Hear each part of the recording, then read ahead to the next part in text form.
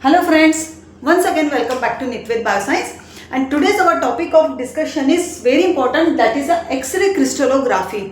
What is X Ray Crystallography? X Ray Crystallography, it is a technique to analyze the 3D shape of the molecules like the protein, DNA, various organic and inorganic compound. If we talk about the biological systems, understanding the 3D shape of the molecule is very important to study like the enzyme substrate interaction, signal transduction in cell signaling, drug design, drug targeting, okay, various diseases. These are various neurodegenerative diseases. These are associated with the misfolding of the proteins. Examples are the Alzheimer disease, Parkinson disease, Huntington disease, prions related. So these are related with the misfolding of the proteins. So for study of this, we need to understand the 3D shape of the molecules. Why? Because the 3D shape of the molecule is so much important, because any changes can lead to the disease. So this is the one of the techniques for the study of 3D shape of the molecules, so that we can further use it for the drug design and many other research purpose. Okay. Additionally, knowing the 3D shape of the molecule like the organic and inorganic compound, it will help in the material science, catalyst design, crystal engineering, various pharmaceuticals and the agrochemical industries. Okay. Now there are various techniques through which we can study the 3D shape of the molecules like the NMR spectroscopy, cryo-electron microscopy, but out of all this, and there are many others, but out of all this technique, X-ray crystallography, it is a most widely used techniques to reveal and reconstruct the 3D shape of the molecule for the further study. Now here two terms are involved in this heading, X-ray crystallography. So one is X-ray and another is the crystal. Okay, this technique is carried out through X-ray source, and for which the sample should be in the crystalline forms. Therefore X-ray crystallography. Then why only X-ray? X-ray, the wavelength of the X-rays, it is in the range of the 0.1 to 10 angstrom. 0.1 to 10 angstrom, which matches with the atomic distance between the inner crystals. If in a crystals many atoms are arranged regularly, so it will matches with the atomic distance in the atoms, which is it is in the range of the 1 to 2 angstroms. So this is a wavelength of the X-ray. The wavelength of the X-rays, it is in the range of the 0.1 to 2 angstroms, which match with the interatomic distance in the crystals. So the benefit of it's that so X-ray can interact with the electrons in the crystal and then it will scattered. Okay, crystal is there, X-ray will come, it will interact with the, when X-ray will strike on the crystals, it will interact with the electrons in the crystals, and then it will get scattered and will get the diffraction patterns that we will going to discuss after a short times. Now this about the X-rays. Therefore X-ray used in this techniques. Then why crystal?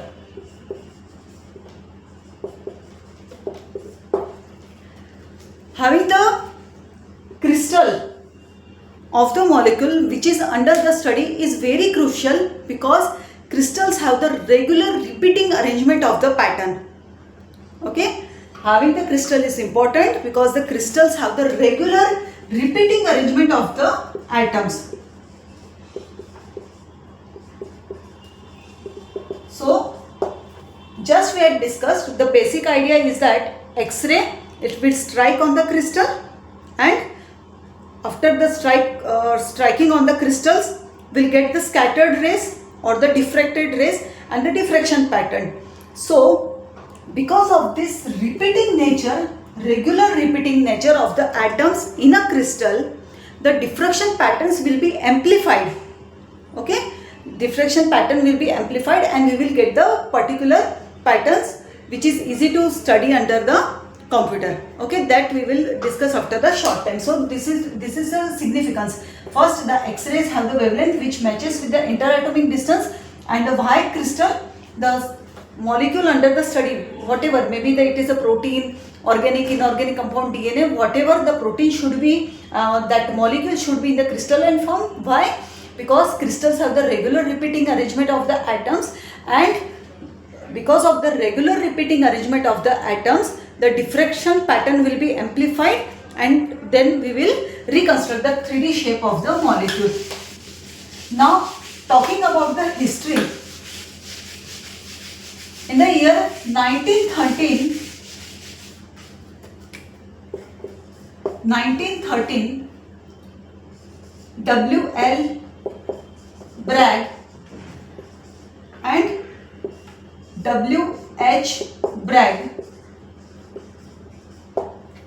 father-son duo, who has formulated the one law, that is a Bragg's law, and that law was useful for to analyzing the crystallographic structure of the molecules. So that was discovered in the 1930 by the father-son duo W.L. Bragg and the W.H. Bragg, who discovered the Bragg's law.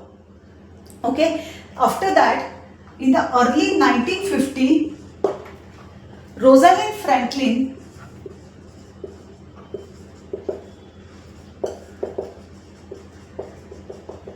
has captured that iconic photo 51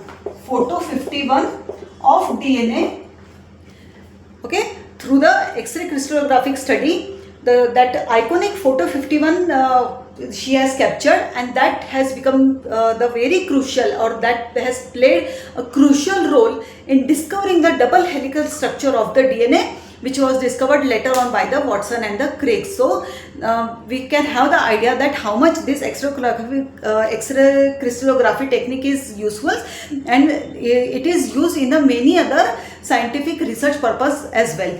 Okay, so and one more things, you just understand here everything. So once I will discuss the principle, methods and everything.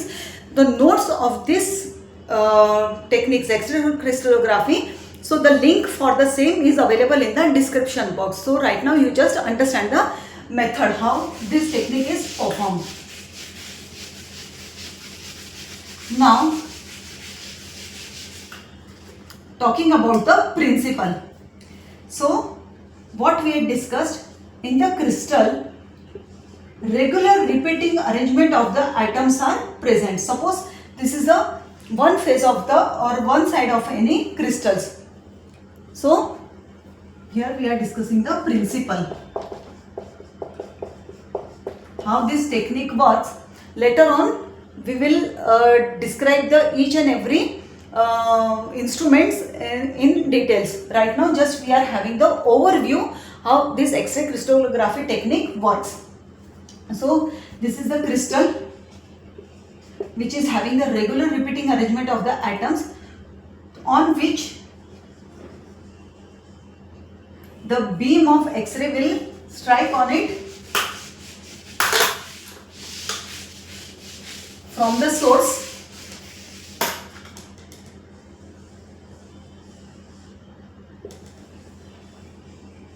After striking on the crystals, these rays will be scattered or the diffracted at a particular angle. Okay.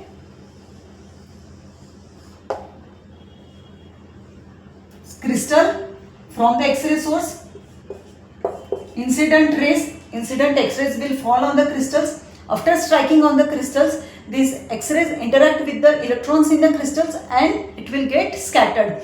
After scattered, so here will be the one detector screen will be there.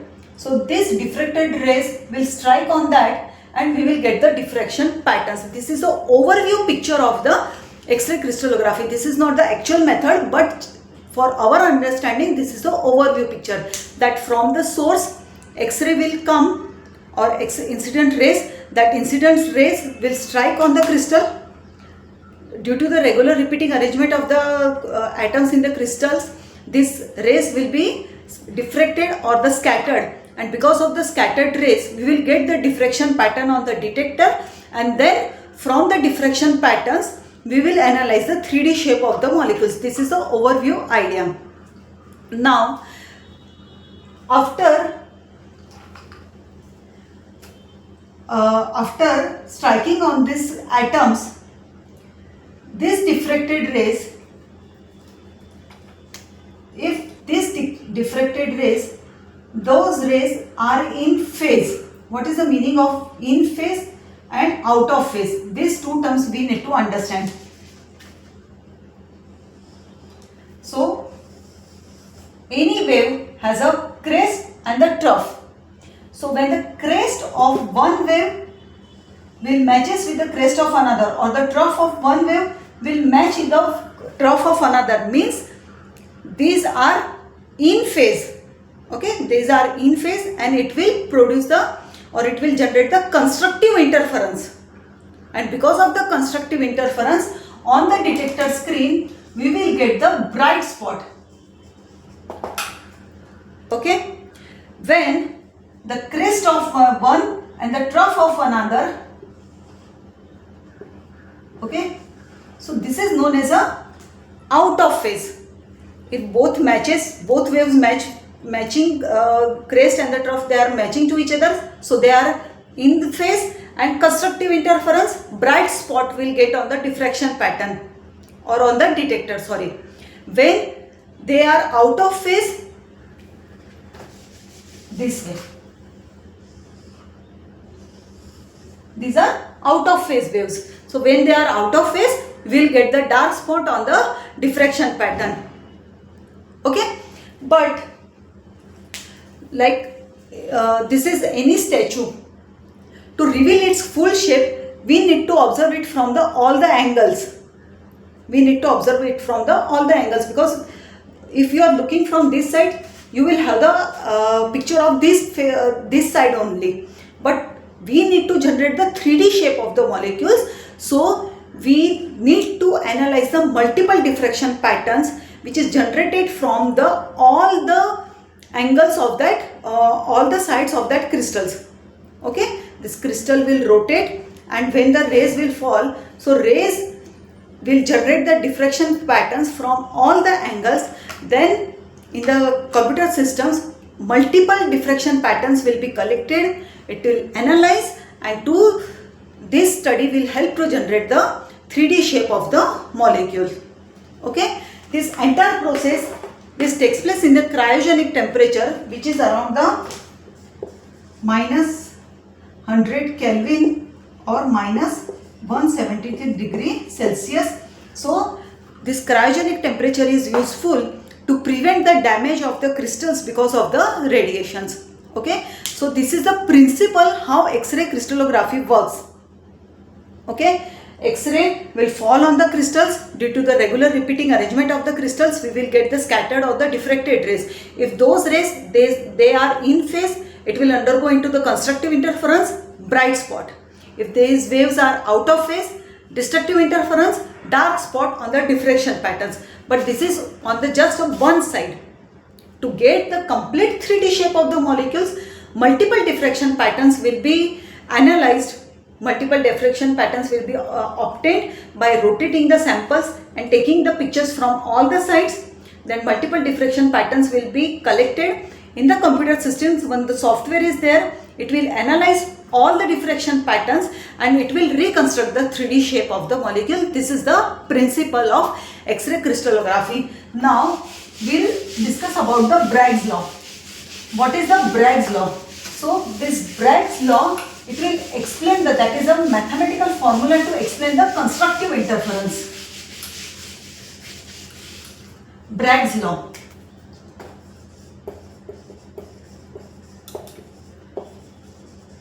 It is the mathematical formula to explain the constructive interference. Constructive interference, two waves when they are in phase, constructive interference will get the bright spot.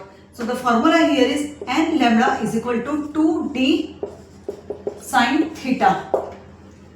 Again I am saying the notes for this technique.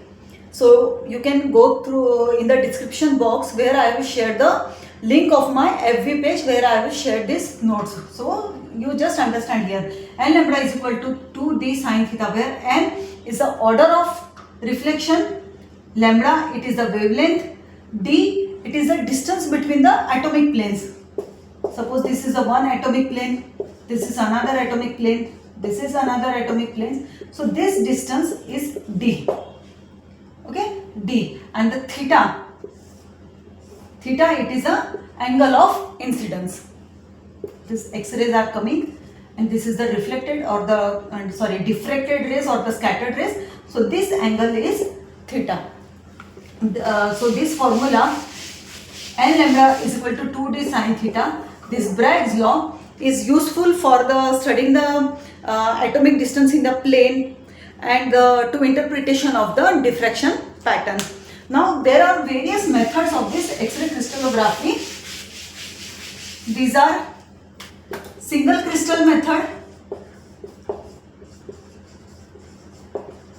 This is used to generate the high resolution data. Single crystal method. Second is the powder method. Powder method is used when to get the single crystal is very difficult. For example, in the pharmaceutical the samples. And third is the fiber method. Fiber method is useful for the study of the molecules like the long fibrous molecules like the DNA. So these are the various methods, but out of that the single crystal method is widely used. Now talking about the instrumentation of X-ray crystallography. Instrumentation.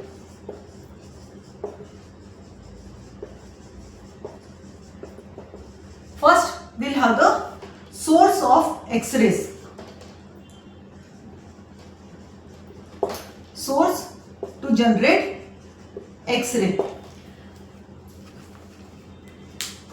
This X-ray will be generated by bombarding the high speed electrons on the copper anode. One metal is there on which the electrons have electron bombarding takes place to generate the X-rays. So the most widely used it is a copper anode. So copper anode are present in the X-ray tubes on which the high speed electrons will bombarded, and after bombarding the high speed electrons on the copper anode, X-ray will be generated. This is takes place in the X-ray tube.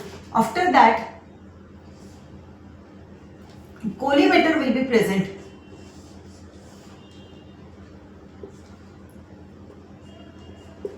Collimator.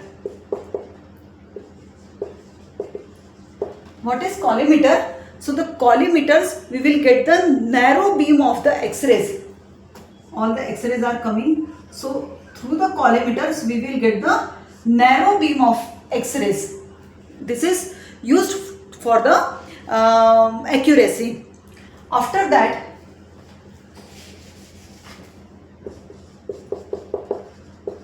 collimator, then crystal under the study, it should be in the solid crystalline form. So this is a crystal. Any molecule which is under the study, first the crystal preparation will take place, and then those crystals will be mounted on goniometer.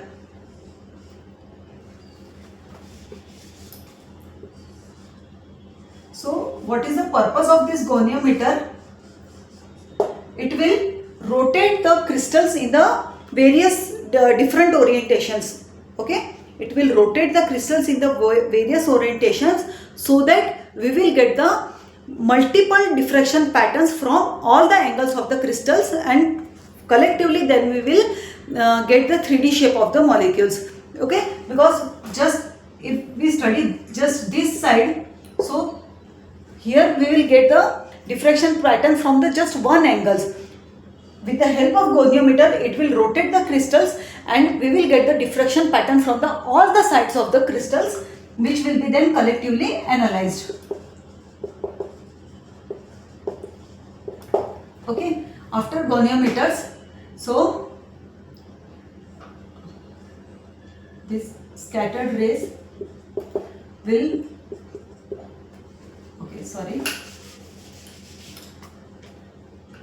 this is crystal, the scattered rays will fall on the detector.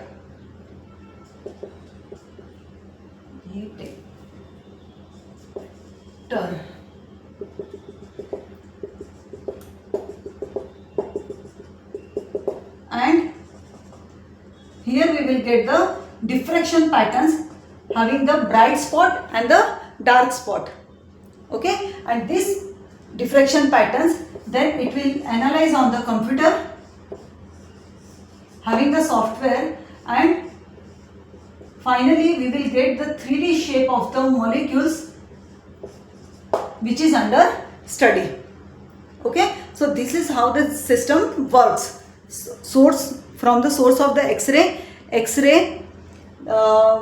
will generate the X-ray, then X-ray will pass through the collimator, it will narrow that X-ray beam, that narrow beam that will fall on the crystal, goniometer will rotate the crystals to generate the multiple diffraction patterns, then detector, on the detector will get the diffraction pattern of having the bright spot and the dark spot.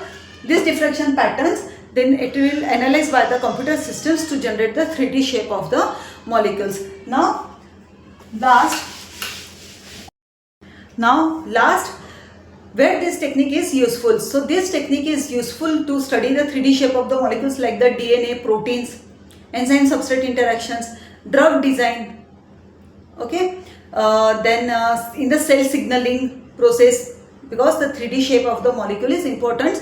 So if we are designing any drug, so we note the binding site, exact the correct binding sites, so we can carry out the further process. So for that 3D shape, to understanding the 3D shape of the molecule is very important. In the various agrochemical industries, material science, okay, so there are the various applications of the X-ray crystallography, where the compound under the study, it will be analyzed to reveal its 3D shape of the molecules. Okay, so again I am saying the notes available in the description box, and you can check the link. And if you are finding this video useful, so please like, share and subscribe. Thank you.